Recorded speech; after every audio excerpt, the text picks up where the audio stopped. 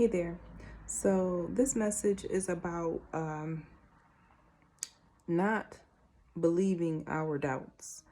So, you know, um, God promises us things, and sometimes things does not go as we believe they should go.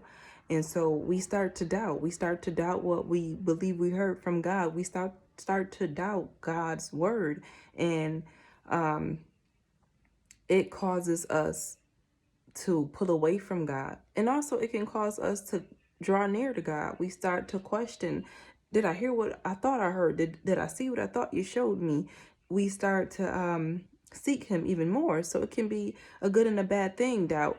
But um, immediately when we realize we're doubting, we have to train ourselves to doubt our doubts and believe our beliefs. This is something I've been doing on this entire journey, but this is something I recently heard Dr. David Jeremiah mention in one of his teachings, and it is very effective. Like, no matter what is going on, fear can come in and cause this disruption where we start to doubt everything because something did not reach a deadline or something did not happen in the way that we expected it to happen. So now we're doubting everything that we've heard. We're doubting our obedience. We're doubting, am I doing the right thing? Am I going in the right direction? Am I really hearing God? Am I close to God? Do I even know God? We start to doubt all this stuff, but that's what the enemy wants. So that's an open door to the enemy when we start to doubt.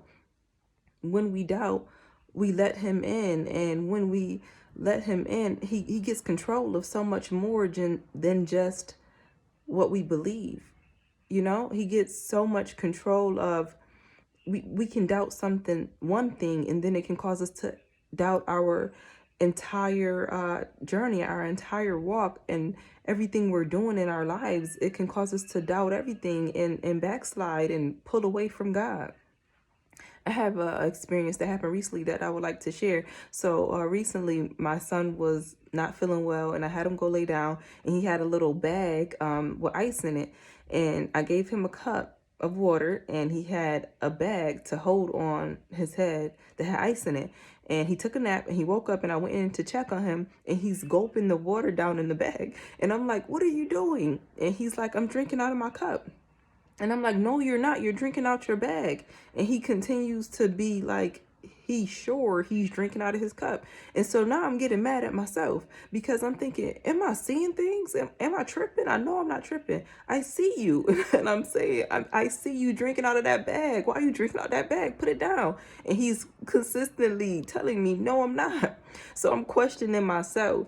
And that led to me being angry for a little while. That led to me like, you know what, go to bed. Everybody go to bed. It's bedtime.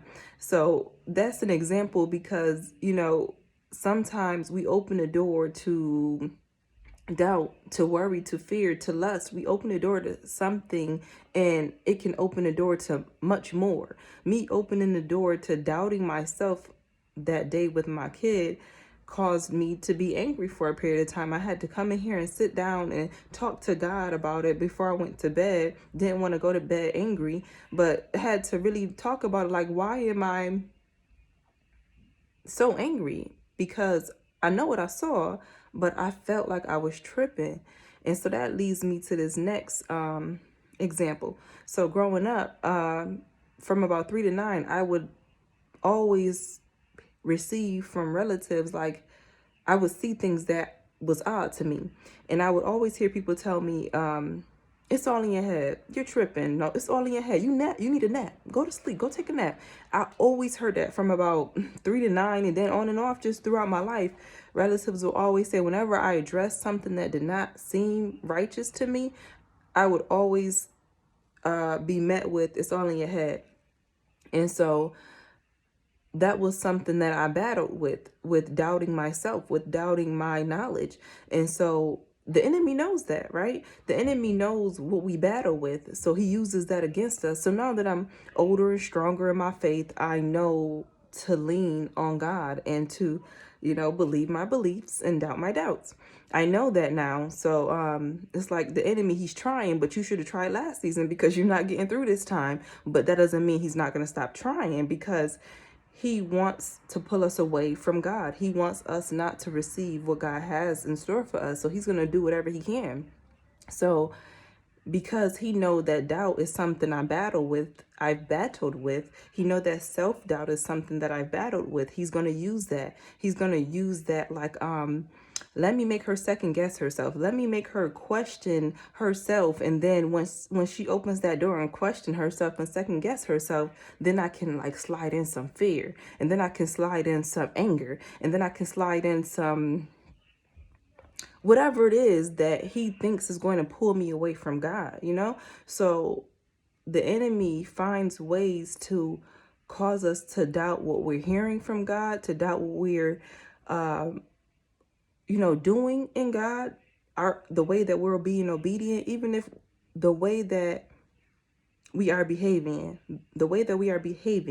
if it is aligned with what we believe God has shown us, but it is not aligned with the world, they do not understand what we're doing. It makes no sense to them what we're doing. We look crazy to them. It's not making any sense. It doesn't matter what they think. It doesn't matter what they feel. It doesn't matter what it looks like to them.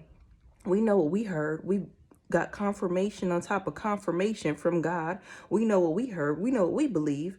So that's what's important. So as we get tempted by the enemy, it's important that we continue to hang on to our beliefs and discard our doubts. Believe our beliefs, doubt our doubts. So I pray this helps, heals, and strengthens in all things we do. Let's give God the glory. I will see you in the next video.